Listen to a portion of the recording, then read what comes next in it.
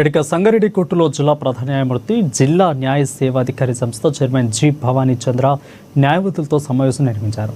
ఈ సమావేశంలో ఆమె మాట్లాడుతూ ఈ నెల 14న నిర్వహించే జాతీయ లోక్ అదాలత్లో రాజీ చేయదగ్గ పోలీస్ కేసులు, భార్యాభర్తల చిన్న చిన్న వివాదాలు, ఎక్సైజ్ కేసులు, బ్యాంక్ కేసులు, తదితర కేసులు రాజీ చేయదగ్గ కేసులలో ఇరు వర్గాల లోక్ అదాలత్ ద్వారా రాజీ కుదుర్చుకోవచ్చని అన్నారు.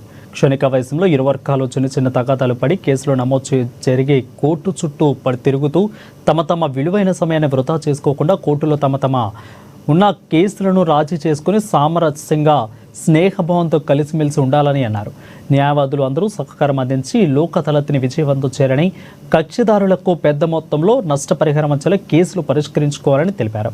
ఇక ఈ సమావేశంలో జిల్లా న్యాయ సేవాధికారి సంస్థ కార్యదర్శి B Soujanya, bar president Vishnuvardhan Reddy, senior junior న్యాయవాదులు పాల్గొన్నారు.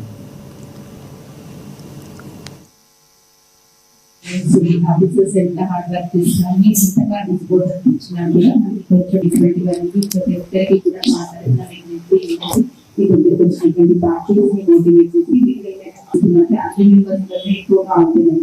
దాంట్లో ఇప్పుడు ఎవరికి కూడా అడ్వకేట్స్ పేరు కూడా ఏమీ లేదు. దాంట్లో ఒక్కసారి ఎన్నో కేసెస్